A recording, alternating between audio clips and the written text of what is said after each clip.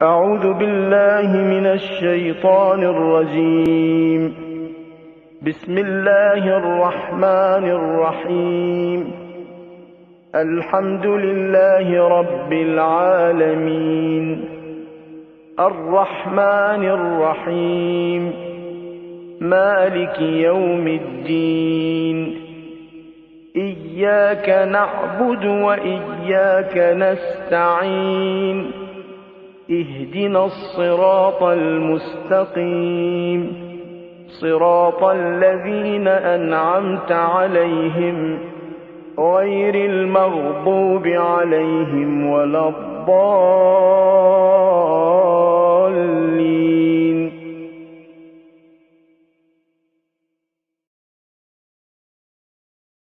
من الشيطان اللعين الرجيم. بسم الله الرحمن الرحيم. الحمد لله الملك الحق المبين عاصم الجبارين مبير الظالمين مدرك الحاربين والصلاة والسلام على خاتم النبيين وإطرته الطيبين الطاهرين ولعنة الله على أعدائهم أجمعين. أما بعد فقد قال سبحانه وتعالى بسم الله الرحمن الرحيم. يا أيها الذين آمنوا قوا أنفسكم وأهليكم نارا وقودها الناس والحجارة. گزشتہ 2 دن سے قرآن کریم کی جس آیت کی تلاوت ابھی کی گئی اسی کے حوالے سے گفتگو ہو رہی تھی، لیکن پچھلے 2 دن کی گفتگو ذرا سی عام گفتگو تھی. اس جملے کا مطلب واضح کرنے سے پہلے ایک گزارش یہ کر لوں کہ شاید آج کی تقریر اب تک کی تقریروں کے مقابلے میں آپ کو خاصی بے ربط اور ذرا سی بے مزہ محسوس ہو. اگرچہ اس سے پہلے کی تقریریں بھی ایسی ہی تھی، لیکن آج شاید یہ احساس زیادہ ہو، اس لیے کہ ساری رات ایک ایسی ذاتی پریشانی میں گزری کہ جس کے نتیجے میں میں صحیح معنوں میں نہ آرام کر سکا، نہ سو سکا، اور روزہ بھی ایئرپورٹ کے اوپر سحر کر کے رکھا گیا. اس لیے میں شروع ہی سے اس کی معذرت کر لوں، لیکن بہرحال پروردگار کی توفیق شامل حال رہی تو کسی نہ کسی طرح سے بات مکمل کر لی جائے گی. اور خلاصہ گزارش یہ ہے کہ ہمارے یہاں جو دعائیں بہت زیادہ رائج ہیں، ہر ایک اسے پڑھتا بھی ہے، سنتا بھی ہے، عمل بھی کرتا. ان میں سے ایک ہے دعائے مغفرت، یعنی مرنے والوں کے لیے بھی اور زندہ لوگوں کے لیے بھی استغفار کرنا. اب میں اس وقت مسئلے کے اس پہلو کو تو بیان کر ہی نہیں رہا جو نہج البلاغہ کے آخر میں میرے مولا کا ایک ارشاد بھی ہے، اور المواعظ العددیہ میں بھی ایک روایت نقل کی گئی کہ جہاں میرے مولا نے جب ایک مومن کو یہ کہتے سنا کہ استغفر اللہ، دیکھیے یہ وہ فقرہ یا یہ وہ جملہ جو سارا سال ہم اپنی زبان پہ لاتے ہی ہیں، لیکن رمضان میں تو یہ جملہ اور زیادہ بڑھ جاتا. اور پھر جو رات ابھی ابھی گزری جس کا نام ہے شب جمعہ، اور جو دن اس وقت گزر رہا ہے جس کا نام ہے روز جمعہ، اس میں استغفار میں اضافہ اور ہو جاتا ہے، استغفر اللہ، یعنی پوری دعائے کمیل کا خلاصہ، اور پھر آنے والی بڑی راتیں جو شبہائے قدر کہلاتی ہیں، جس کا انتظار ہر سمجھدار اور معرفت رکھنے والا مومن، بالکل آواز نہیں، تھوڑی، جس کا انتظار ہر سمجھدار اور معرفت رکھنے والا مومن سارا سال کرتا رہتا، وہ شب قدر، وہ تو رات ہی استغفر اللہ کہنے کی رات ہے، چنانچہ اس کے شروع اعمال میں ہی یہ شامل ہے کہ 2 رکعت نماز شب قدر کے فوراً بعد استغفر اللہ واتوب الیہ کہو، اور پھر نمازی تو اپنی ہر نماز میں جزء مستحب سمجھ کے صحیح 2 سجدوں کے درمیان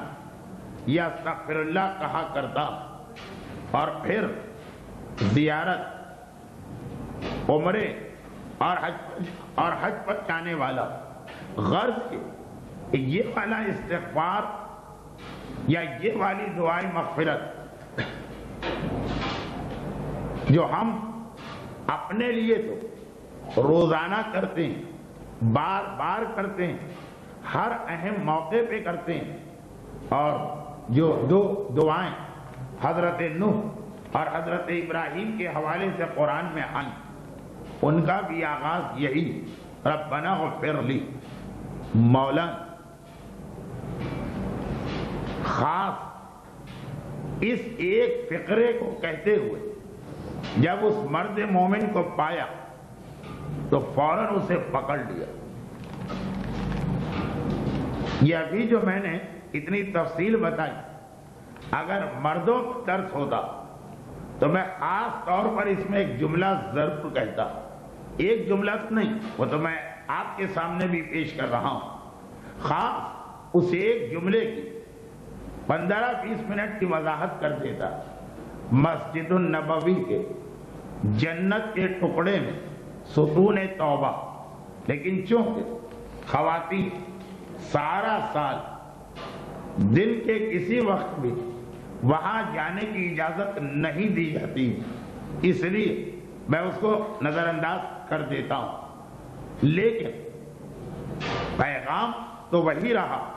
استغفر اللہ اپنی زبان پر اپنے لیے لانا، اپنے لیے، جہاں سے دعائے مغفرت شروع ہوتی۔ خدا معلوم یہ اصول دعا کے حوالے سے آپ کو یاد رہتا ہے کہ نہیں، اگرچہ بتایا تو ہر سال جاتا، سال میں بار بار بتایا جاتا، علماء، ذاکرین، خطبہ، حج پہ لے جانے والے، زیارت پر لے جانے والے، لیکن رمضان شروع ہو گیا، رمضان بلکہ آج تو 1 ہفتہ پورا ہو گیا، رمضان مہینہ ہی دعا کا ہے، تو دعا کا یہ اصول اسی طرح سے یاد دلا دیا جائے جیسے رمضان کے دیگر وہ مسئلے جو ہر سال بیان کیے جاتے ہیں، مگر پھر بھی ایک رسم ہے، ایک رواج ہے، ایک طریقہ ہے، اور مومن کا حافظہ کمزور ہونے کی بنا پر ایک ضرورت ہے۔ اسی طرح سے یہ بھی کہ یاد رکھیں، دعا میں ایک اہم اصول ہمارے سامنے یہ آ رہا کہ جب بھی دعا مانگو حتی الامکان پہلے دوسرے مومنین اور مومنات کی پریشانی یاد کرو، اور پہلے ان کے حق میں دعا مانگو، بلکہ یہ زیادہ بہتر کہ جو خاص اپنی پریشانی ہم اللہ کے سامنے پیش کر رہے ہیں تو سوچیں کہ یہی پریشانی اور کس کس جاننے والے کو ہے، اور پہلے خاص اس کا تذکرہ کر کے یہ پریشانی اس کے حوالے سے پیش کرے، اور پھر اپنا مسئلہ یہ شاید اس حدیث کے دائرے میں بھی آ جائے کہ جب کسی نے مولا سے امام سے پوچھا تھا کہ فرزند رسول قرآن کی یہ آیت سمجھ میں نہیں آتی ہے کہ خدا تو کہے کہ ادعونی استجب لکم، مجھ سے دعا مانگو میں تمہاری دعا قبول کروں گا، اور ہم ہزاروں دعائیں کر کے تھک جائیں تو ایک جملہ جو امام نے فرمایا تھا ہے تو بڑی تفصیلی روایت، لیکن ایک جملہ یہ بھی تھا کہ دیکھو دعا مانگنے میں اس بات کا بھی خیال کرنا کہ جاتے ہی اللہ کی بارگاہ بس اپنے مطلب کی بات شروع نہ کر دینا، ہاتھ اٹھائے خدا بندہ اور پھر اپنا مسئلہ، ذرا سے عام انسانوں کے ساتھ جو ہمارے اخلاقیات ہیں، مینرز کہیے، تشرفات کہیے، اخلاقیات کہیے، اس میں بھی یہ بات بری محسوس ہوتی کہ اگر کسی کے گھر اپنا مسئلہ لے کے بھی جاتے ہیں عام انسان تو دعا، سلام، خیر، عافیت، مزاج پرسی،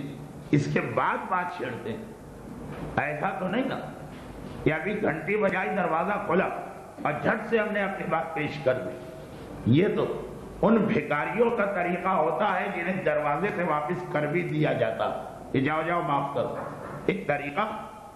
خاص طور پر ہمارے آپس کے تعلقات میں بہت ساری باتیں ایسی ہوتی ہیں جو ہم اپنے لیے یاد کرتے ہیں، جب خدا، رسول اور امام کی بات آتی بھول جاتے ہیں۔ اب ایک چھوٹا چھوٹا جملہ، مسجد اللہ کا گھر ہے، حرام تو نہیں ہے، گناہ تو نہیں، لیکن اسے بہت برا سمجھا گیا کہ آدمی منہ اٹھا کے مسجد میں داخل ہو جائے۔ اب خواتین شاید یہ سوچ رہی کہ عورتوں کا تو مسجد میں جانے کا یہاں رواج ہی نہیں، یہاں نہیں ہے، مکے کی مسجد میں جاتی ہیں، مدینے کی مسجد میں جاتی ہیں، قباء کی مسجد میں جاتی ہیں، اور عراق ایران میں زیارتوں کے درمیان دیکھیے ہمیں ایک طریقہ سکھایا گیا نا کہ مسجد کو اللہ کا گھر سمجھ کے یہ سوچو کہ جب کسی کے گھر میں جاتے ہو تو دعا سلام کر کے داخل ہوتے ہو کہ ایسے ہی گھستے چلے گئے۔ تحیت المسجد کے نام سے بے شک مستحب صحیح، لیکن ایک طریقہ کار ہے مسجدوں میں داخل ہونے کا۔ اسی طرح سے معصومین کے روضے، ویسے واجبات کی حد تک تو کوئی پابندی نہیں، جیسے دنیاوی اعتبار سے سلام کرنا واجب کوئی چھوڑی،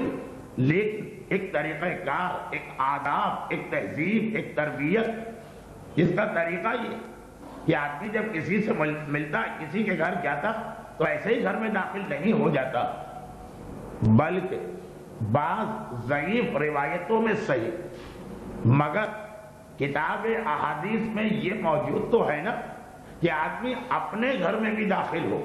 اور کوئی گھر میں نہ ہو، خالی ہے گھر، سب گئے ہوئے ہیں، تب بھی سلام کر۔ تو معصومین کے روضے میں جانا، اذن دخول، ایک اجازت نامہ پڑھو اور اس کے بعد اس روضے میں داخل ہو۔ مسجد النبوی رسول کا روضہ بھی ہے، گھر بھی ہے، اللہ کا گھر بھی ہے، نبی کا گھر بھی ہے، چنانچہ وہاں دونوں باتیں ہمیں جمع کرنا ہوتی، لیکن کربلا ہے، نجف ہے، مشہد ہے، جنت البقیع ہے، سب جگہ کا یہی اصول، یعنی تربیت، ایک ٹریننگ، ایک آداب اور ایک سلیقہ اسلام ہمیں سکھا رہا، اسی میں یہ بھی شامل۔ دیکھیے یہ دونوں مسئلے کہ جب کسی مسجد میں جاؤ تو تحیت المسجد ادا کرو، اور جب کسی معصوم کے روضے میں جاؤ تو داخل ہونے کی پہلے اجازت لو، بلکہ خاص ایک جملہ بھی اس میں شامل ہوتا کہ اے خدا،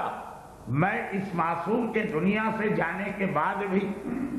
ان کے اتنے ہی احترام کا قائل ہوں جتنا ان کی زندگی ہے، اور میں یہ اعتقاد رکھتا ہوں کہ جب میں سلام کر رہا ہوں وہ جواب دیں گے، گرچہ میرے کان ان کی آواز نہیں سن پائیں گے۔ خیر بات ذرا پھیل رہی، عام درس ہو تو کوئی حرج نہیں، لیکن یہ 30 منٹ اور 35 منٹ میں مکمل ہونے والا درس، لیکن اس سے مجھے اس نقطے تک آپ کو لے جانا جس کا خلاصہ یہ کہ آپس میں بھائی بھائی کے گھر، بہن بھائی کے گھر، حتیٰ بیٹا والدین کے گھر، دوست دوست کے گھر جس طریقے سے جاتے ہیں، جو کوئی بات کرنا ہو تو جس انداز سے بات کرتے ہیں، خدا، رسول اور امام کے حوالے سے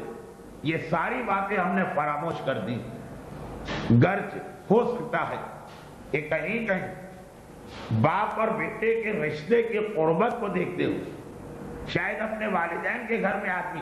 کچھ باتیں چھوڑ کے چلا جائے اور کہے کہ جی یہ تو اتنا قریبی رشتہ ہے بے تکلفی، اسی طرح میں اللہ کے گھر جاتا ہوں، تو یہ بھی ایک غلطی۔ قرآن کریم کے سورہ نور میں جس سورے خواتین کو پڑھانے کی خاص تاکید آئی، اگرچہ اس حدیث کو معتبر کہنا تو بہت مشکل ہے کہ اپنی عورتوں کو سورہ یوسف کی تعلیم نہ دو اور سورہ نور ضرور سکھاؤ، اگرچہ اس حدیث کو بالکل صحیح یا طاقتور کہنا تو مشکل ہے، لیکن بہرحال اخلاقیات کے ماحول مشہور حدیثوں میں سے ایک اس سورہ نور، یہاں تک ہمیں آداب سکھائے گئے کہ کس طرح باپ بیٹے کے کمرے میں داخل ہو اور بیٹا باپ کے کمرے میں داخل ہو۔ یہ ساری باتیں غیر متعلق نہ سمجھیے گا، مجھے اندازہ ہے کہ آپ میں سے جو باقاعدگی کے ساتھ میری مجالس کے درس سنتے ہیں انہیں پہلے سے پتا ہوگا کہ 18 رمضان تک کے اس سلسلے میں اور کوئی موضوع آئے کہ نہ آئے، مولانا کسی نہ کسی طرح ڈش اینٹینا کا ذکر ضرور کریں گے، اور انشاءاللہ آپ کے اس حسن ظن پر میں پورا بھی اتروں گا، یعنی جہاں جہاں سلسلہ تقاریر ہوتا آج کے معاشرے کے اس اہم ترین مسئلے کو میں اپنا وظیفہ شرعی سمجھتا ہوں کہ بیان کرتا رہوں، لوگ سنیں نہ سنیں، عمل کریں عمل نہ کریں۔ فذکر انما انت مذکر لست علیہم بمسیطر، یہ بھی قرآن کی وہ آیت ہے جو سورہ ایسے سورے میں پڑھی جاتی جو عید کی نماز کا سورہ، عید کے حوالے سے بھی ہم نے کچھ باتیں کہی نا، عید کی نماز کا سورہ، یا اے رسول زیادہ پریشان نہ ہونا امت کی حالت دیکھ کر، تمہارا کام ہے پیغام پہنچانا، ذکر فذکر انما انت مذکر، لفظ انما ہے جو عربی میں کلمہ حسن کہلاتا، تم صرف انہیں یاد دلانے والے ہو، لست علیہم بمسیطر، تم ان پہ نگران نگہبان دروغہ نہیں کہ تمہاری بات مانے نہ مانے۔ ایک لفظ ذرا بھونڈا ہے لیکن خلاصہ یہ کہ ان کی حالت کو دیکھ کر اپنا دل مت جلا، پیغام پہنچا دو، اور پھر آگے چل کے کہا کہ بچ کے جائیں گے کہاں، انا الینا ایابہم، آخر پلٹ کے آئیں گے تو ہمارے پاس، ثم ان علینا حسابہم، پھر دیکھنا ہم کس طرح سے ان کا حساب کتاب کریں گے۔ تو میں بھی غلامان رسول ہونے کے اعتبار سے اپنے اس فریضے کو آج کے معاشرے میں ضروری سمجھتا ہوں، لوگ سنیں نہ سنیں، مذاق اڑائیں، کتنے ہی جملے کسیں، یہ ساری بےہودگیوں سے تو میں بہت پہلے بھی گزر چکا ہوں اور ابھی تیار ہوں، تو لا محالہ یہ چیز یقیناً آئے گی، مگر ایک اشارہ میں پہلے سے کر رہا ہوں تاکہ جو میری اب تک کی گفتگو یہ ذرا سی آپ کے لیے واضح بھی ہو، وہ یہ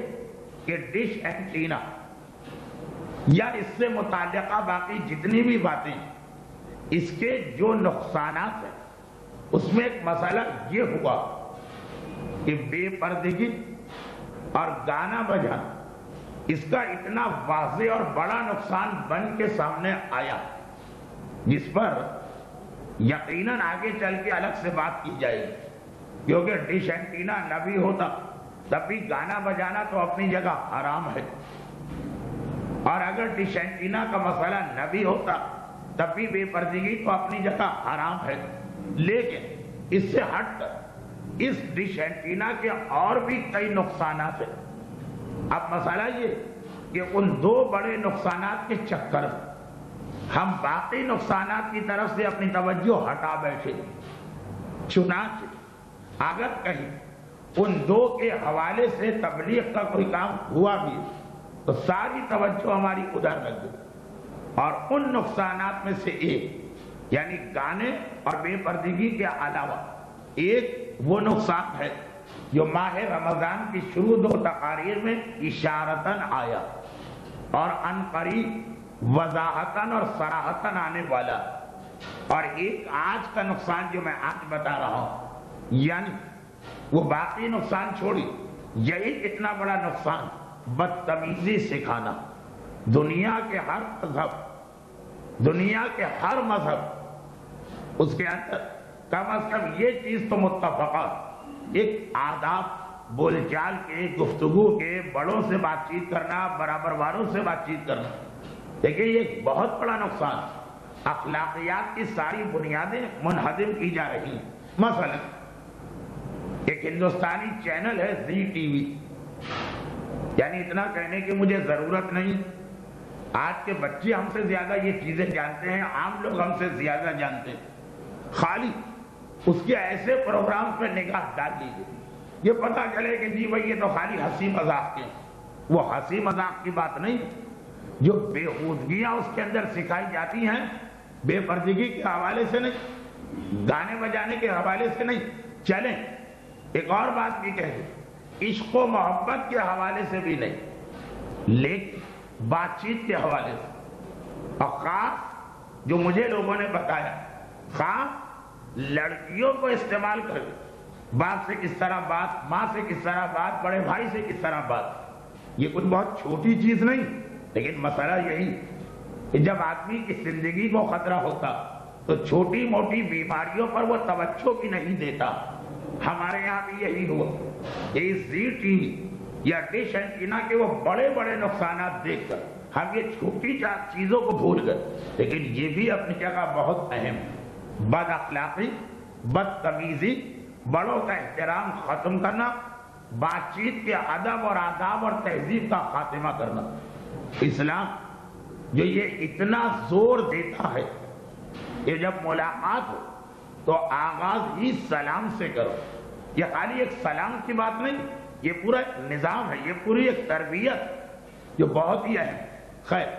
میں مزید اس کی تشریح میں فی الحال نہیں جا رہا ہوں، لیکن میں نے عرض کیا کہ جو 2-4 باتیں میں ابھی سرسری طور پہ کر گئے، یہ بھی نقصان اپنے ذہن میں رکھیے گا. ایک بات یقیناً ہم اور آپ اس لیے زیادہ بہتر جانتے ہیں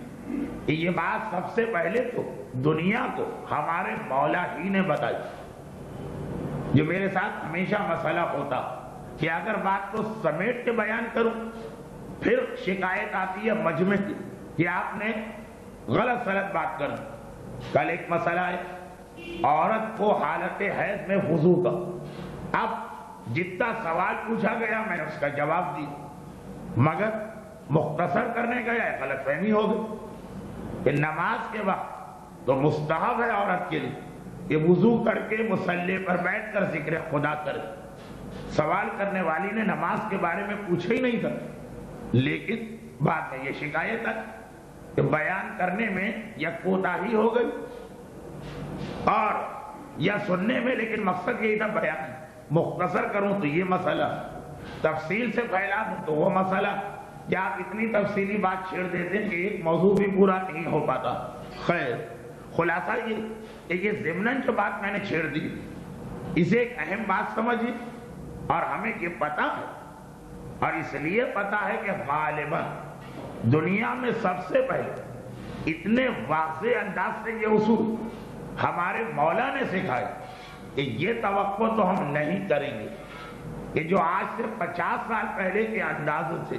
وہ آج رہیں. زمانہ بدلنے سے بہت سارے اخلاقی اصول بدلتے ہیں، وہ تبدیلی تو ہمیں برداشت کرنا. اگر کوئی باپ یا ماں آج اپنے بیٹے سے اس ادب اور احترام کا مطالبہ کرے جو اس نے اپنے باپ اور ماں کے ساتھ کیا، تو یہ اس باپ کی غلطی، یہ اس ماں کی غلطی، آج سے 20 سال پہلے یا 25 سال پہلے، دیکھیے آج اکثر بوڑھے لوگ یہی کہتے ہیں کہ جی ہم نے تو کبھی اپنے باپ کی آواز کے سامنے آواز کی اونچی نہ کی مثلا. تو آج سے 25 سال پہلے اور آج میں ضرور فرق. یہ توقع کرنا کہ آج ہمارا بچہ وہی سارے ادب و آداب کا مظاہرہ کرے جو ہم نے آج سے 25 سال پہلے کیا تھا، یہ غلط ہے. شاید آپ سمجھ گئی ہوں کہ میں اصل میں کیا کہنا چاہ رہا ہوں. باپ اور ماں تو میں نے بات شروع کرنے کے لیے لفظ استعمال کیا. اصل میں گڑبڑ آتی ہے ساس اور بہو. کہ ساس اگر یہ مطالبہ کرے کہ جیسا 30 سال پہلے میں نے اپنی ساس کے ساتھ ان کی خدمت کی، ان کے لیے قربانیاں دی، ان کی خوشی کے اوپر اپنی ساری زندگی کو بدل دیا، تو بے عین ہی یہی آج کی بہو میرے ساتھ سلوک کرے، یہ ناممکن چیز. عقل انسانی کے بھی خلاف، دنیاوی ترقی کے بھی خلاف، اور جیسا کہ میں نے کہا کہ خود اسلام کے بھی مزاج کے خلاف. دو جملے عرض کر کے واپس اپنے موضوع پہ آتا ہوں. آج خود بخود موضوع بن گیا توبہ اور استغفار، مگر یہ بیچ میں کچھ باتیں نکل آئی. 2 جملے. پہلا جملہ، اگر اس مجمع میں مدرسوں میں پڑھانے والی کچھ خواتین ٹیچر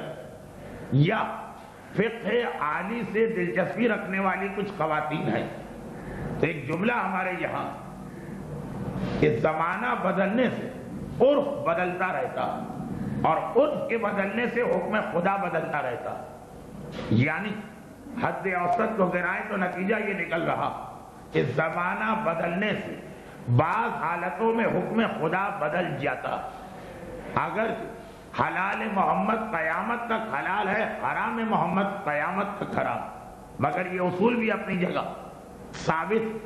کہ زمانہ بدلنے سے، حالات کے بدلنے سے حکم خدا بدل جاتا. 2 چھوٹی سی مثالیں دو، پھر اپنے مولا کا وہ فقرہ بیان کرو. 2 چھوٹی سی مثال، مثلا بلکہ وقت کو دیکھتے ہوئے ایک ہی مثال کافی. مثلا عورت کے لیے شوہر کے انتقال کے بعد جو عدہ، اس کے اندر اہم ترین چیزیں 2. نمبر 1، 4 مہینے 10 دن تک کسی سے شادی نہیں کر سکتی، بلکہ اس 4 مہینے 10 دن میں تو ایک احتیاط یہ ہوتی کہ رشتہ بھی نہ دیا جائے اور رشتے کی بات بھی نہ چھیڑی جائے. ہاں 4 مہینے 11ویں دن ساری بات شروع کی جائے، اور ہو سکتا ہے کہ ایک دن میں ہی معاملہ طے پا جائے. اللہ کے رسول نے بھی تو جناب ام سلمہ سے اسی طرح سے شادی کی تھی. جناب ام سلمہ جو حدیث قصہ کی ایک اور راویہ، حدیث قصہ شہزادی کے حوالے سے آئی، تو جب اتنی مستند ہمیں روایت مل گئی تو ہم دوسری طرف نہیں گئے، ورنہ ام سلمہ بھی اس حدیث قصہ کی ایک راویہ، یعنی وہ بھی اس واقعے کے وقت موجود تھی اور چادر میں آنا چاہ رہی تھی، اور پیغمبر نے ان کو روکا. بہت مشہور واقعہ، میدان کربلا کی مٹی اللہ کا رسول ان کو دے کے گیا تھا کما قہی. ام سلمہ خلاصہ یہ کہ پرسوں ام المومنین والمومنات جناب خدیجہ طاہرہ کی وفات کا دن آ رہا، افضل ترین زوجہ رسول، اس کے بعد رتبے میں ام سلمہ کا سب سے بلند رتبہ، مگر بیوہ عورت تھی. جنگ احد کے اندر ان کے شوہر ابو سلمہ شہید ہوئے، اور انہوں نے جب ایک مرتبہ یہ فریاد کی تھی کہ اللہ کے رسول اتنا بڑا صدمہ مجھ پہ نازل ہوا، صبر نہیں آ رہا، قرار نہیں آ رہا. پیغمبر نے کہا ام سلمہ کلمہ استرجاع پڑھا کرو نہ صرف یہ کہ خدا اس کے نتیجے میں صبر دیتا بلکہ نعم البدل بھی دیتا. یعنی جو آفت، جو پریشانی آئی، جو ہم سے جو چیز چھینی گئی یا اللہ نے واپس لے لی، اس سے بہتر چیز ملتی. چنانچہ ام سلمہ نے کلمہ استرجاع اپنا روزانہ کا معمول بنا لیا. کلمہ استرجاع یعنی انا للہ و انا الیہ راجعون. لیکن پریشان تھی کہ ابو سلمہ جو میرا شہید شوہر، اس سے اچھا شوہر اب دنیا میں پیدا کہاں ہو اور مجھے کیسے ملے. 4 مہینے 11ویں دن جب عدت پورا ہونے کے اگلا دن آئی، اللہ کے رسول خود اپنے گھر سے چل کر قباء کی بستی میں پہنچے. جو لوگ عمرہ اور حج کر کے آئیں وہ اس جملے کو بڑا عجیب سمجھیں، اس لیے کہ آج قباء اور مدینہ تو ایک ہی چیز، لیکن اس زمانے میں یہ 2 الگ الگ علاقے تھے. اور خود جا کر اپنا رشتہ ام سلمہ کے لیے دیا، جس سے ایک طرف یہاں یہ بات واضح ہو، سوائے اس کے کہ اگر کوئی اور الگ سے مسئلہ ہو، کبھی اولاد وغیرہ،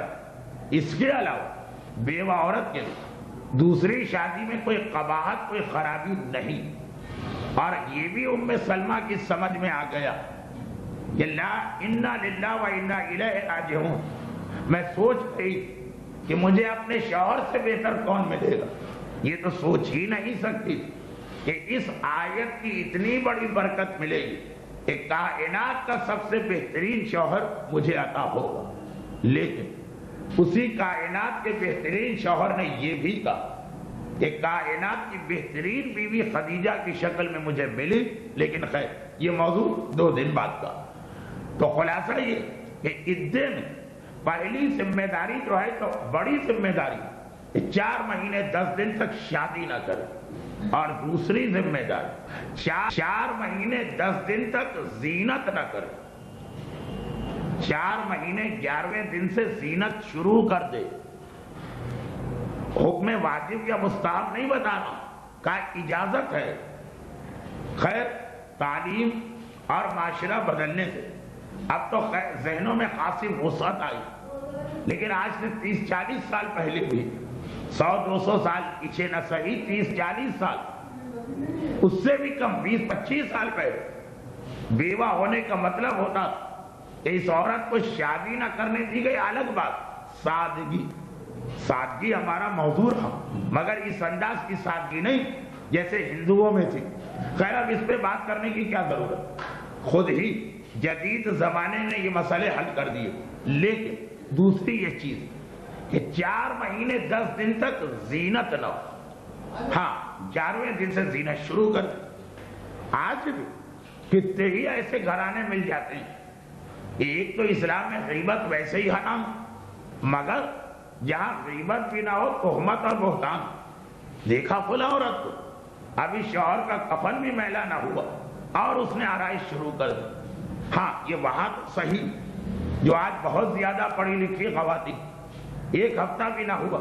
لپسٹک لگی ہے، نیل پالش لگی ہے، اور یہ اس انداز سے زینت دی جائے. یہ واجبات کا مسئلہ. 4 مہینے 10 دن عورت کے لیے زینت حرام. نہ یہ جائز ہے کہ 1 مہینے کے بعد he make up shake up شروع ہو جائے، اور نہ یہ جائز ہے کہ 4 مہینے 10 دن کے بعد زبردستی مجبور کر کے اسے مرتے دم تک اتنا سادہ رکھا جائے. اپنی خوشی سے وہ رہے تو کوئی حرج نہیں، زبردستی دباؤ ڈال کر 4 مہینے 10 دن. لیکن سوال یہ ہے کہ زینت کسے کہتے ہیں؟ زینت عربی کا ایک لفظ ہے. یہ اس وقت کسی لڑکی یا خاتون کا نام میں نہیں لے رہا. زینت یہ وہ چیز جس کے بارے میں بہترین مثال ہے میرے آج کے درس کے موضوع جہاں تک بات پہنچی تھی. زینت زمانہ بدلنے سے زینت کا تصور بدلتا. چنانچہ اگر 100 سال پہلے سر میں کنگھی کرنا بھی زینت تھی تو اس وقت کی بیوہ عورت کے لیے 4 مہینے 10 دن کی کنگھی بھی صحیح نہ تھی. اور اگر آج کنگھی زینت نہیں، کنگھی ایک ضرورت، یا کنگھی جو ہے ایک عام سی چیز، تو اس بیوہ عورت کو شوہر کی موت کے اگلے دن قتل کرنے کی اجازت۔ حکم خدا اس دن بھی یہی تھا کہ زینت حرام ہے، آج بھی یہی ہے کہ زینت حرام، لیکن کنگھی اس دن حرام تھی، آج حلال ہو گئی۔ اگر رنگ کے اعتبار سے جو لباس ہے، دیکھیے ایک ہے سفید لباس، ایک ہے سرخ لباس، اسے چھوڑیے، اس کے درمیان جو رنگ آتے ہیں، انشاءاللہ حجاب کے حوالے سے تو ہماری ایک الگ گفتگو ہوگی کہ اسلام نے لباس کے بارے میں خواتین کو کیا ہدایات دی، ڈریس کوڈ، اسلام نے کیا کوڈ بنایا ہے لباس کا۔ لیکن اس وقت حجاب کے حوالے سے بات نہیں ہو رہی، نامحرم نے عورتوں کے درمیان رنگ، زرد رنگ، ہرا رنگ، نیلا رنگ اور بہت سارے رنگ، اب یہ رنگوں کا دار و مدار اس بات پر، یعنی کیا بیوہ عورت 4 مہینے 10 دن رنگین کپڑے پہن سکتی؟ جواب کیا؟ ہر وہ رنگ جو اس وقت جب یہ عورت بیوہ ہوئی زینت سمجھا جائے وہ حرام۔ تو اگر آج سے 80 سال پہلے سفید اور کالے کپڑے کے علاوہ ہر رنگ زینت تھا، ہر رنگ، تو اس وقت ہر رنگین لباس حرام تھا۔ آج وہی شریعت، وہی مسئلہ، لیکن اگر سرخ لباس کے علاوہ کچھ ایسے رنگین لباس ہیں جیسے سبز، جسے زینت نہ مانا جائے، ایک عام لباس مانا جائے، اسی بیوہ عورت کے لیے یہ لباس پہننا جائز ہے۔ مسئلہ نہیں بدلا، مگر زمانہ بدلنے سے مسئلے کے اطلاق اور مصداق میں تبدیلی آ گئی۔ اب اگر کوئی خاتون یہ کہہ کر اعتراض شروع کرے کہ اللہ اللہ کیسا بے حیائی کا زمانہ آ گیا، ہمارے زمانے میں بیوہ عورت سوائے سفید کے مجالے کے کوئی کپڑا پہن لے، یہ آج کل کی عورتوں کو کیا ہوا، تو یہ جو اپنا دکھڑا وہ رو رہی، یہ حرام کی حد تک داخل ہو جائے۔ حرام، اس میں اگر توہین اور اذیت کا پہلو آ رہا جو آپ اکثر دیکھیں گے، اسلام کو بھی اپنی عادت کے مطابق لوگ سمجھتے ہیں، جیسا حجاب ہم کرتے ہیں، یعنی آج بھی اس وقت یہاں تو نہیں، لیکن جو درس کے لیے میرا رات کا لباس ہوتا وہ پرچہ میرے پاس موجود ہے، جس میں ایک انتہائی متقی برادر ایمانی، بہت نیک ہے، بہت مقدس ہے، میں جانتا ہوں، انہوں نے مجھ سے کہا، عجیب جملہ کہا کہ مولانا کیا یہ جو آج کل کی بچی اپنے لباس کے اوپر ایک اسکارف پہن لیتی، یہ ایسا نہیں لگتا کہ جیسے شترمرغ کو لباس پہنا، اسکارف پہنا دیا گیا؟ بالکل حجاب کے مخالف اور دشمن جب یہ کہتے ہیں کہ جی جہاں سے حجاب پہن کے عورتیں باہر آتی ہیں تو ہمیں تو لگتا ہے کہ ہم کالی کالی بھینسوں کے درمیان کسی بھینس کالونی میں پھنس گئے، وہ سمجھ میں آتا۔ یہ صاحب جو بالکل دوسری مثال، جن کے خیال حجاب کا مطلب وہی 80 سال پہلے والا ماحول، گھر میں قیدی بنا کے بٹھا دو، یہ مذہب کے جوش میں یہ بات کہہ کے سمجھ رہے کہ میں ثواب حاصل کر رہا ہوں۔ آدمی ایسے کہ نماز شب تک کے سارا سال پابند، ماتھے پہ سجدے کا نشان، ہر وقت ہاتھ میں تسبیح بھی ہوتی ہے، دکھاوے کی نہیں، حقیقت والی۔ لیکن عرض کرنے کا مقصد یہ کہ یہ نقطہ نہیں سمجھ میں آ رہا کہ اسلام یقیناً آداب ان کا مذہب ہے، اور یہی بات ابھی چلے گی۔ ابھی 5-7 منٹ تو ہے نا آج کے درس کے وقت، مگر ایک بات تو یہ بتائیں کہ بہت سارے احکامات کا تعلق عرف سے، اور عرف کے بدلنے سے کل کی حرام چیز آج حلال ہو جائے گی، اور کل کی حلال چیز آج حرام ہو جائے گی، یہ بھی عین ممکن۔ دوسری بات، مولا کا فرمان، جیسا کہ میں نے کہا کہ غالباً دنیا کی تاریخ میں میرا مولا وہ پہلا فرد جس نے اتنا کھل کے یہ اصول بتایا، علموا اولادکم، یا ایک اور حدیث میں یہ لفظ ادبوا اولادکم بغیر زمانکم، دیکھو اپنی اولاد کو تعلیم دو یا اپنی اولاد کو ادب سکھاؤ، اپنے زمانے کے حساب سے نہیں، کیوں آگے یہ فقرہ، کیونکہ اللہ نے ان کو تمہارے زمانے کے لیے پیدا نہیں کیا، کسی اور زمانے کے لیے پیدا کیا۔ تو یہ تو اسلام مانتا کہ اگر ایک ساس آج یہ کہے کہ ویسی میری خدمت کر کے دو جیسے میں نے اپنے ساس کی تو یہ غلط مطالبہ، یہ غلط مطالبہ۔ ایک باپ اگر اپنی اولاد سے یہ مطالبہ کر کہ اس طرح کا ادب اور آداب اس سے رکھو کہ جو میں نے اپنے والدین سے رکھا تھا، یہ غلط مطالبہ۔ چونکہ گزشتہ 25 سال سے بہت سارے بزرگ مجھ سے ناراض بھی اس بات پر کہ آپ نے ایسے ایسے مسئلے ہمارے چھوٹوں کو سکھا دیے۔ یہ دوسری بات کہ اب وہی چھوٹے اب وہ بڑے بن رہے ہیں اور اب وہ مجھ سے ناراض ہونے کی تیاری کر رہے ہیں، کیونکہ اب جب وہ بزرگ ہو تو وہ یہی چاہ رہے ہیں کہ ان کی اولاد اسی طریقے سے چلے جیسے آج سے 20 سال پہلے ان کے ابا کہہ رہے۔ روزے کے عالم میں ذرا جملہ مشکل ہو گئے، تو خلاصہ یہ کہ یہ تو نہیں کہا جاتا، مگر ایسی بدتمیزی بھی اسلام کیسے برداشت کرے کہ باپ سے اس انداز سے بیٹی بات کرے جیسے زی ٹی وی کے ڈراموں میں بتایا جا رہا کہ ہائے کہہ کے کندھے پہ تھپکی دے کے گلے میں باہیں ڈال کر اس طرح لٹک کر مٹک کر چٹک کر اور پتہ نہیں کیا کیا کر گئے۔ ایک پھر بات عرض کر کہ ایک معاشرے کا ماحول ہے، اس کی بات نہیں، وہ یقیناً بدلے، مگر ایک اسلام کے بنیادی اخلاق وہ سکھا دے گا ہر حوالے سے، یہاں تک کہ جس سورے عورتوں کو تعلیم دینے کا سب سے زیادہ حکم ہے اس میں یہ آتا کہ باپ بھی بیٹے کے کمرے میں جائے تو کس طرح جائے اور بیٹا بھی باپ کے کمرے میں آئے تو کس طرح سے آئے، ایک طریقہ کار بتایا گیا۔ اسی آداب میں یہ بھی آتا۔ اب آئیے اصل جملے پر کہ اللہ کے گھر میں داخل ہو، ایک طریقہ تحیت المسجد، رسول یا امام کے روضے میں داخل ہو، ایک طریقہ اذن دخول، اور اسی آداب میں یہ آتا کہ اللہ کی بارگاہ میں دعا کے لیے ہاتھ پھیلائے، ایک طریقہ ہے۔ یہ نہیں کہ بس ہاتھ پھیلائے اس طرح کہ جیسے سگنل کے اوپر فقیر آگے پکڑ لیتے ہیں کہ بس آتے ایک ڈنڈا مارا کہ لاؤ یہ چیز دو۔ طریقہ سکھایا اسلام، دعا کا سلیقہ، دعا کا طریقہ، جو اتفاق سے رات کے بعد درس کا موضوع بنا، چنانچہ میں وہ بات دہرا نہیں رہا ہوں۔ اس طریقے اور سلیقے یہ بات شامل کہ جب انسان اپنی حاجت خدا کے سامنے پیش کرے، سال میں بار بار ہمیں ضرورت پڑے اور رمضان میں تو شاید ہر دن، اور جمعے کی گھڑیوں کا جو مسئلہ بتایا گیا، جمعے کے اوقات کا، تو شاید ہر گھنٹے ایک طریقہ، اور اس طریقے میں دو باتیں بہت ہیں۔ پہلی بات کہ اپنی حاجت پیش کرنے سے پہلے یہ دیکھو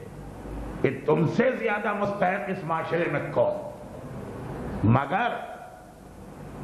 آگے پھر یہ بھی بتا دیا اور یہ سمجھو کہ ہر آدمی تم سے زیادہ مستحق۔ اگر اسی طرح سے کھلی چھوٹ دے دی جائے تو ہم ایک مرتبہ سارا معاشرہ گھوم کے آئیں گے اور کہیں گے ہم نے سب کو دیکھ لیا، ہماری جیسی مصیبت تو کسی کے گھر میں نہیں پڑی۔ انسان اتنا خود غرض ہے، سیلفش، کہ اس کے پاؤں میں کانٹا چھپ جائے، وہ سمجھتا ہے میری مصیبت اس ماں سے بڑی ہے جس کا جوان بیٹا دم توڑ رہا۔ یہ خود غرضی کی ایک انتہا ہوتی ہے۔ شاید جو جملہ میں نے کہہ دیا بہت انتہا تک لے گیا، مبالغے تک، لیکن حالت یہی کہ ہمارے گھر 10,000 ماہانہ آ رہے ہیں، 2,000 کی کمی ہو رہی، ہم سمجھ رہے ہم سے زیادہ غربت کسی کے پاس نہیں، اس بیچارے کو دیکھ ہی نہیں رہے ہیں کہ جس کے پاس ایک روٹی کی بھی گنجائش نہیں۔ چنانچہ پہلے یہ کہا کہ یہ دیکھو کہ یہ جو مسئلہ تم پیش کر رہے، تم سے زیادہ کس کا بڑا مسئلہ، اور پھر گویا پہلے ہی سے یہ بتا دیا، یہ سمجھو کہ ہر آدمی کا مسئلہ تم سے زیادہ بڑا۔ چنانچہ اللہ کی بارگاہ سلیقہ دعا، جیسے تحیت المسجد، جیسے روزے میں جانے کے لیے اسنے دخول، جیسے کسی مسلمان سے ملاقات ہو تو اسے سلام، اس طرح دعا کا طریقہ کہ پہلے دوسروں کے لیے وہی چیز مانگو جو اپنے لیے مانگ رہے، اور دوسری چیز وہ یہ کہ اپنی حاجت پیش کرنے سے پہلے توبہ ضرور کرو۔ وہ آدمی کو چھوڑ دو جس نے کوئی گناہ نہیں کیا، چلے اس کے لیے یہ چیز معاف، تو ہے کوئی ایسا آدمی؟ اور اگر آپ کہیں کہ آج 14 معصوم تو ہیں، تو کتنی عجیب بات کہ جن کے پاس قسمت ہے ان کی تو حالت یہ کہ جو بھی دعا کرے اس سے پہلے اتنی لمبی توبہ کرتے ہیں کہ بعض اوقات دشمنان اہل بیت ان جملوں کو استعمال کر کے یہ ثابت کرتے ہیں کہ تمہارا امام خود اپنے آپ کو معصوم نہیں کہہ رہا تو تم کیسے معصوم کہہ رہے؟ یعنی جو کوئی گناہ نہیں کرتا، دعائے کمیل کے شروع میں دیکھ لیجیے، اللہم اغفر لی الذنوب التی سے لے کتنے گناہوں کا تذکرہ اس نے کر لیا جو کوئی گناہ ہی نہیں کر رہا۔ لیکن اگر عام انسانوں میں کسی کا دعویٰ، اس مجمع میں موجود کسی خاتون کا خیال کہ ہاں میں بھی ایک ایسی عورت کہ جس دن سے بالغ ہوئی ہوں آج تک نہ کوئی گناہ کبیرہ میں نے کیا ہے نہ کوئی گناہ صغیرہ میں نے کیا، ٹھیک، پھر آپ اپنی دعا میں اس آئٹم کو نکال دیں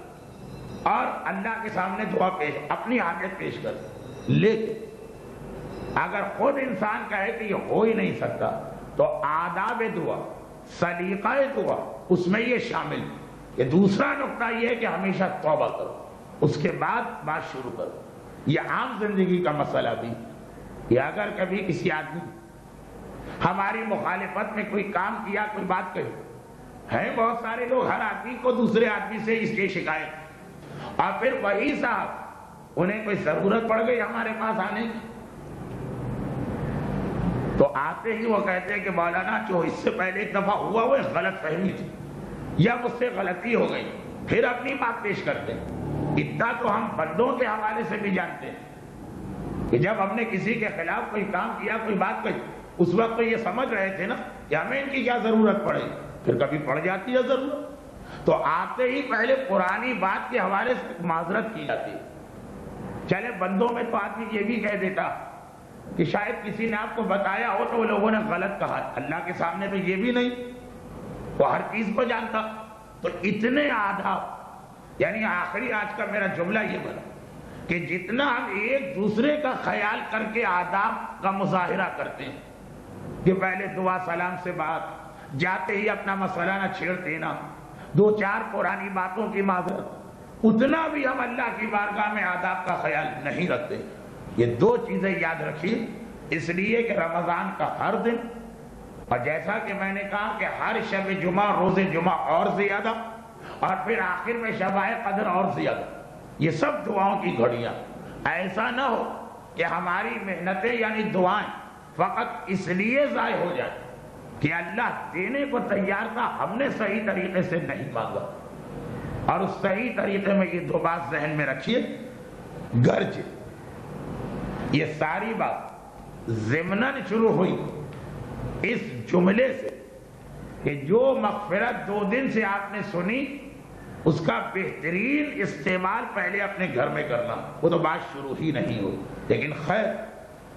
زندگی رہی تو انشاءاللہ ابھی 8-10 دن اور باقی، یہ ساری باتیں مکمل ہو جائیں گی۔ ایک اعلان، کچھ ہیں نئے سوال، یہ تو سورہ فاتحہ ہیں نئے سوال۔ ایک اعلان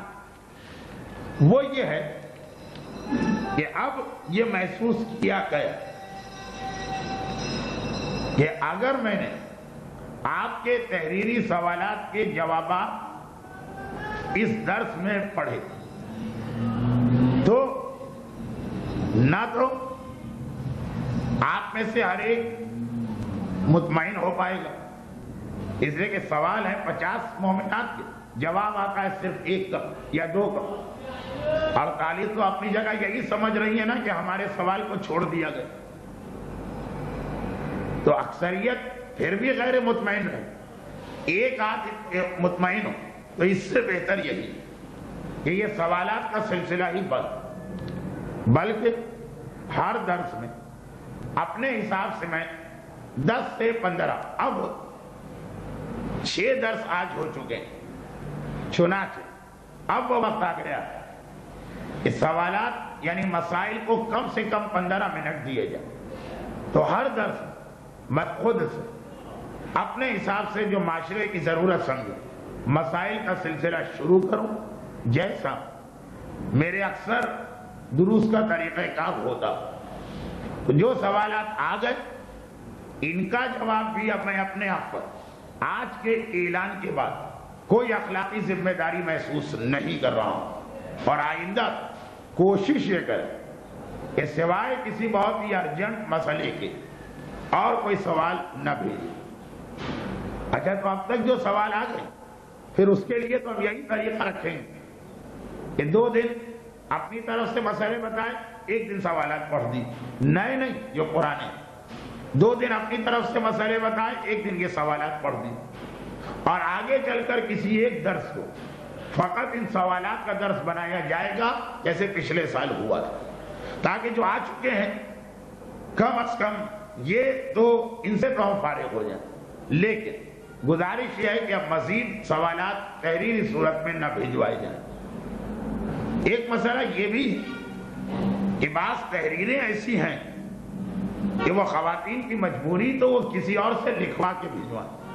پڑھا بھی نہیں جا رہا۔ مثلا پہلا مسئلہ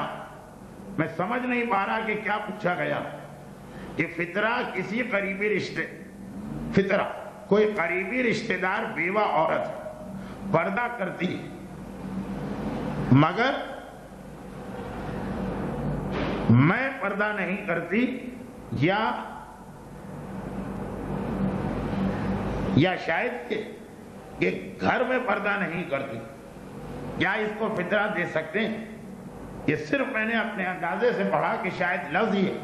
کہ باہر پردہ کرتی ہے، گھر میں پردہ نہیں کرتی، کیا اس کو فطرہ دے سکتے ہیں؟ بہرحال اگر گھر میں بے پردگی کسی اشتباہ یا دھوکے کی وجہ سے، یعنی اندازہ ہو رہا ہے کہ وہ یہ سمجھ رہی ہے بیچاری کہ گھر میں پردہ کیا ہوتا، ایک تو بے پردگی ہوتی ہے بغاوت اور سرکشی کی نیت سے، یہ نہیں ماننا پردے، نہیں کرنا پردہ، لکھا ہو کتاب میں ہم نہیں مانتے یا ہم نہیں عمل کرتے، اور ایک ہوتا ہے غلط فہمی میں، جیسے خواتین کی ایک بڑی تعداد اگر پیروں کو کھولا کرتی تھی، اور شاید ابھی بھی، تو بہت کم ایسی ہوں گی کہ جن کے پاس سرکشی یا بغاوت یا گناہ کی نیت ہے۔ ان خواتین کی بات ہے جو سر سے پیر تک تو حجاب کیے ہوئے اور صرف یہ کہ پیر کھلے ہوئے، تو اس کے اندر یہ امکان کم ہے کہ یہ عورت یہ کہے کہ میں نہیں مانتی پردے وردے، جب اتنا بڑا پردہ کر لیا۔ یہاں زیادہ تر یہ تھا دھوکہ، غلط فہمی، مس انڈرسٹینڈنگ کہ یہ پیر کا پردہ تو واجب ہوگا ہی نہیں۔ اسی طرح سے گھر کا بھی مسئلہ ممکن، بعض خواتین کے لیے ممکن، تو اگر یہ اندازہ ہو رہا، کیونکہ آپ نے لکھا نا کہ قریبی رشتہ دار ہے، تو قریبی رشتہ دار کے مزاج کا اندازہ ہو جاتا، تو اگر یہ اندازہ ہو رہا کہ یہ گھر میں بے پردگی، ایک تو میں یہ سمجھ رہا ہوں کہ لفظ گھر، اور پھر یہ سمجھ رہا کہ گھر کی بے پردگی سے مراد کہ گھر میں جو قریبی رشتہ دار، کزن وغیرہ، کچھ نامحرم، کچھ سسرالی رشتہ دار آتے ہیں، ان کے سامنے حجاب نہیں کرتے، تو اگر یہ غلط فہمی کی وجہ سے یا اس کو صحیح مسئلہ نہیں معلوم، ایسی صورت میں فطرہ دے سکتے، لیکن اگر یہ معلوم جانتی ہے لیکن وہ کہہ رہے کہ مجھ سے نہیں ہوتا گھر کا پردہ، اتنی زحمت میں برداشت نہیں کر سکتی، تو احتیاط واجب کی بنا پر اسے فطرہ دینا صحیح نہیں۔ ایک خاتون نہیں، یہ سوال دعا بیچ میں ملا دی گئی تھی، خیر ٹھیک ہے میں اس کو نکال دیتا ہوں۔ قرآن خوانی میں عورتیں قرآن لے کے زمین پہ بیٹھی، ایک عورت کرسی پہ بیٹھ کے قرآن پڑھ رہی، کیا اس میں کوئی گناہ تو نہیں؟ جی نہیں، اس میں کوئی گناہ نہیں، البتہ یہ مسئلہ بھی ایک مثال ہے جو تقریر کے درمیان ایک اصول آئے، ہو سکتا کہ 50 سال پہلے یہ گناہ ہوتا، قرآن کی توہین حرام، توہین اس کا تعلق ہوتا ہے معاشرے سے کہ عام لوگ اسے کیا سمجھ رہے ہیں۔ 50 سال پہلے قرآن کا بہت احترام تھا، جس احترام کے نتیجے میں لوگ قرآن تک پڑھتے ہوئے ڈرتے تھے، لیکن وہ اسلام چاہتا نہیں تھا، لیکن بن گیا ایسا ماحول۔ شاید آپ کو یاد ہو کہ پچھلے سال ایک خاتون بہت زیادہ برہم و ناراض ہو گئی تھی مجھ سے، اور ان کے مسئلوں پہ مسئلے آ رہے تھے، جی اور اس میں ایران کی بات چھیڑ دی کہ ایران میں تو لوگ قرآن پھینک دیتے ہیں اور یہ کرتے ہیں اور ہم نے حرم میں یہ دیکھا اور حرم میں وہ دیکھا. چونکہ وہ مسئلہ اسی سال ختم ہو گیا تھا اس لیے میں اس کی مزید تشریح نہیں کر رہا. مگر وہی بات وہ جواب اس وقت بھی دیا اور آج بھی دے رہا ہوں کہ قرآن کے حوالے سے اسلام کوئی ایسا سخت فارمولہ یا اصول نہیں بنائے کہ قرآن ہمیشہ سر کے اوپر ہو یا قرآن الماری میں اتنا بلند رکھا جائے کہ انسان کے قد سے اونچا ہو، یا یہ کہ اس حالت میں بھی جب قرآن اونچا ہو تب بھی اس کی جانب پیر نہ کیے جائیں یا قرآن کی طرف پیٹ نہ کی جائے. کوئی ایسی چیز اسلام کی طرف سے نہیں ہے. پر یہ آیا کہ توہین نہ ہو قرآن کی. توہین یہ ہر علاقے میں الگ مسئلہ ہوتا. اور جو جملہ میں کہنے جا رہا ہوں، جو لوگ زیادہ صحیح مذہبی ہوتے ہیں، مسائل پڑھے، ان کے پاس پھر یہ ان چیزوں کا نام توہین نہیں ہوتا. چنانچہ جو ایک لوگوں کو شکایت کہ جب سے بچے اور بچیوں نے توحید زیادہ پڑھ لی چیزوں کا احترام ہی ان کے دل سے نکل گیا. مسجد، امام باڑہ، عزاداری کے تبرکات، قرآن، دعائیں، ارے ہم تو اتنا احترام کرتے تھے کہ مر بھی جاتے تھے حالت نجاست میں تو جسدان کے اوپر بھی ناخن نہیں پہنچنے دیتے تھے. اب اس کی کیا تشریح کی جائے، لیکن یہ خلاصہ کہ جتنا صحیح مذہب ہوگا اتنا وہ والی چیزیں ختم ہو جائیں گی جسے ہم پہلے توہین سمجھتے تھے. تو آج کم از کم آج شہروں کی حد تک تو ایسا ہی ماحول کہ اگر کوئی کرسی پہ بیٹھ کے قرآن پڑھ رہا ہے اور دوسرے زمین پر، اسے توہین نہیں مانا جاتا. آپ لوگوں سے زیادہ اس مسئلے میں ہم لوگ ہر ہفتے ایک آدھ مرتبہ پھنستے ہیں. آپ کا تو مسئلہ فقط رمضان ایثار ثواب کی مجلس کے لیے گئے ممبر پہ بیٹھنا، اور ابھی نیچے کچھ لوگ قرآن خوانی میں مصروف ہیں. پہلے تو خطیب یا ذاکر یا ہم جیسے طالب علم منع بھی کر دیتے جب تک کہ سب سے قرآن لے کے قرآن کو اوپر نہ رکھو ہم مجلس نہیں شروع کریں گے. لیکن ہمارے دیکھتے ہی دیکھتے میں اپنی بات کہوں 20 سال پہلے اور 20 سال بعد زمین آسمان کا فرق ہو گیا. اور خصوصیت کے ساتھ فلیٹ سسٹم نے تو اور مسئلے کو واضح کر دیا کہ ہم کوشش کرتے تھے پہلے اپنے گھر کہ قرآن الماری کے اوپر ہو تاکہ ہم سے اونچا رہے، لیکن اب فلیٹ میں ہم کتنا ہی اونچا قرآن رکھے اوپر والے کے تو پیر ہمارے قرآن پہ آ ہی رہیں. تو پتہ چلا کہ وہ تصور ہی اسلام کا نہیں تھا جو لوگوں نے خود بنایا. حالات کی مجبوری نے گھیر گھار کے صحیح جگہ لوگوں کو لے آئے، حالات گھیر گھار کے صحیح جگہ لے آئے. لیکن مجھے گھڑی بھی دیکھنا ہے، بجائے 11:15 کے 12 بجنے میں صرف 4 منٹ باقی، تو چلیں کم از کم ایک پرچہ تو پورا. خیر اب اس کو اگلے سوال کو میں کیا پڑھوں، میں پڑھوا کر کل اس کا جواب دوں گا. بظاہر لکھا ہے کہ سوتیلی خالہ محرم ہوتی ہیں کہ نہیں. یہ بظاہر مجھے لگ رہا خالی جس کو عوامی زبان میں کہیں گے تکے سے میں نے اندازہ لگایا. ذرا آپ بھی پڑھ کے بعد میں بتائیے. سوتیلی خالہ، اگر یہی سوال پوچھا تو جواب یہ ہے کہ سوتیلی خالہ 2 قسم کی ہوتی ہے. سوتیلی خالہ کی 2 قسمیں، ایک سوتیلی خالہ محرم ہے اور ایک سوتیلی خالہ نامحرم. اچھا اب لکھنے میں یہی پوچھا گیا وہ ایک الگ بات ہے، لیکن اصل مسئلے میں واقعاً پریشانی اردو زبان میں، یہ بھی رکھیے یہ بھی رکھیے، اردو زبان سوتیلی خالہ کی دونوں قسموں کے لیے کوئی الگ لفظ نہیں. دیکھیے ایک تو سوتیلی خالہ یہ ہو، شاید اس کو سوتیلی نہ کہیں، کہ ہماری ماں کی سوتیلی بہن، ماں ہماری ماں سگی ماں، لیکن ہمارے نانا نے 2 شادیاں کی، تو ہمارے نانا کی دوسری شادی کے نتیجے میں جو بیٹی پیدا ہو وہ ہماری ماں کی سوتیلی بہن. یہ والی اگر سوتیلی خالہ مراد ہے یہ تو محرم جو ماں کی بہن ہے ہماری ماں کی. اچھا مردوں میں اگر یہ مسئلہ آتا نا تو میں 5-7 منٹ تو پہلے رشتے کو سمجھا گا. خواتین میں ماشاءاللہ کیا ضرورت، وہ تو ایسے ایسے باریک رشتے سمجھ لیتی کہ ہمارے سر سے ہمارے فرشتوں کی سمجھ میں نہیں آتے. تو ایک تو یہ ہو گئے، لیکن غالباً سوال کے انداز سے لگا کہ اس سے مطلب ہے دوسری سوتیلی خالہ، یعنی سوتیلی ماں کی بہن. پہلے تو ذرا سا اردو کا جملہ دوہرا، سگی ماں کی سوتیلی بہن ایک ہوتا، سوتیلی ماں کی سگی بہن دوسرا ہوتا. غالباً آپ کی مراد یہی کہ مثلا ہمارے والد نے دوسری شادی کی تو وہ جو ہماری ماں آئی دوسری، ان کی اگر کوئی بہن، وہ والی سوتیلی خالہ نامحرم. اور نامحرم کا سیدھا سادہ مطلب یہ ہوا کہ اگر یہ لڑکا چاہے تو ان خاتون سے شادی کر سکتا. چنانچہ تاریخ میں آپ کو کتنے ہی ایسے واقعات ملیں گے کہ ایسا ہی ہوا کہ دو بہنیں تھیں،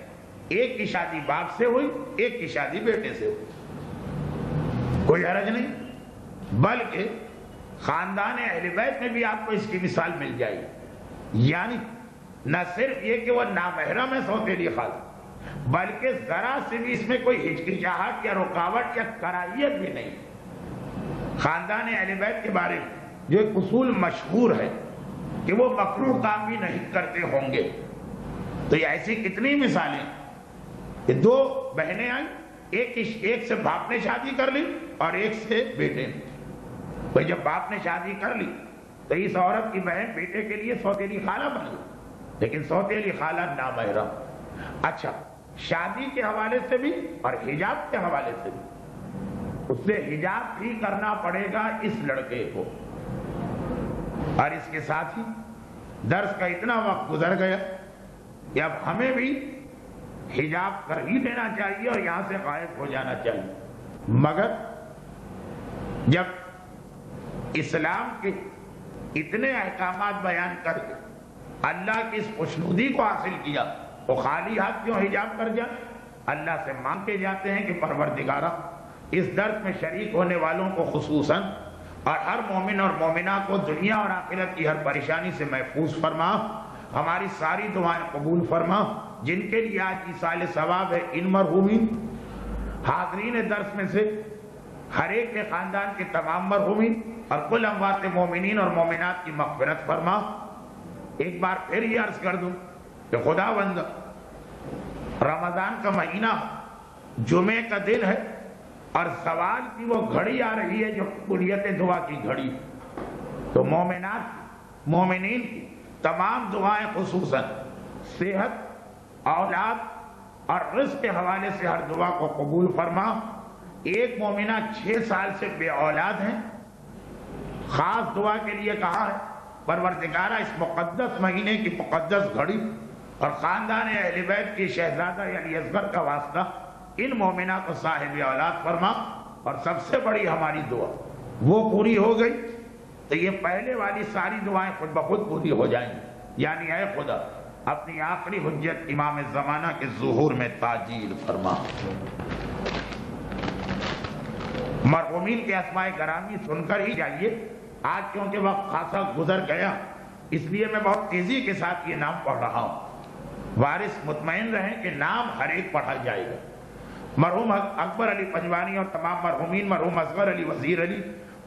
مرحوم حاجی ولی محمد رام جی اور تمام مرحومین، مرحوم رباب بانو ولی محمد تمام مرحومین، مرحوم پیار علی جان محمد، مرحوم امان اللہ وزیر علی، مرحوم حاجی فدا حسین غلام حسین بھوجانی اور مرحوم والدین، مرحوم رجب علی تاجانی، حسن علی اور تمام مرحومین، مرحوم حسن علی حاجی قریب ایران والا اور تمام مرحومین، مرحوم محمد حسین عبد الحسین اور تمام مرحومین، مرحوم امیر علی ابن حسن اور ان کی اہلیہ مرحومہ اور تمام مرحومین، مرحومہ کلثوم بھائی بنت آدم، مرحومہ سغرا بھائی بنت حسن علی، مرحوم تراب علی رجب علی گوانی اور تمام مرحومین، مرحوم برکت علی راکھانی، مرحوم حاجی حیدر علی عبد الحسین اور تمام مرحومین، مرحومہ سکینہ بانو بنت ہیر جی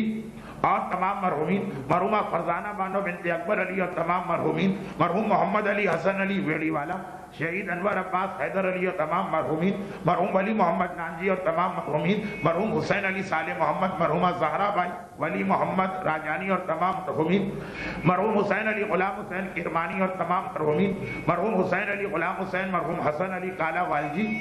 مرحومہ نور بانو بھائی رجب علی اور تمام مرحومین، مرحوم علی محمد روشن علی اور تمام مرحومین، مرحومہ سغرا بانو بنت حسین علی اور تمام مرحومین، مرحوم حاجی غلام حسین حاجی نثار محمد اور تمام مرحومین، مرحوم حاجی بھائی نانجی، مرحوم محمد رضا حاجی نانجی، مرحومہ کلثوم بھائی نظر علی اور تمام مرحومین، مرحومہ کلثوم بھائی بنت ہاشم اور تمام مرحومین، مرحومہ زرینہ بھائی بنت محمد جعفر اور تمام مرحومین، مرحومہ فاطمہ بنت فدا حسین اور تمام مرحومین، مرحوم نور علی حسین علی، مرحوم محمد علی شریف اور تمام مرحومین، مرحوم اسماعیل فاضل بھائی اور تمام مرحومین، مرحوم یوسف علی شیر علی اور تمام مرحومین، مرحوم فدا حسین خان محمد اور ان کی اہلیہ مرحومہ اور تمام مرحومین، مرحوم حسین علی عبد الحسین ان کے مرحوم والدین اور تمام مرحومین، مرحوم علی محمد نظر علی اور تمام مرحومین، حاضرین درس مومنات کے خاندان کے تمام مرحومین، بانیان درس کے تمام مرحومین اور کل اموات مومنین مومنات، ایک مرتبہ سورہ فاتحہ، 3 مرتبہ سورہ قل هو اللہ۔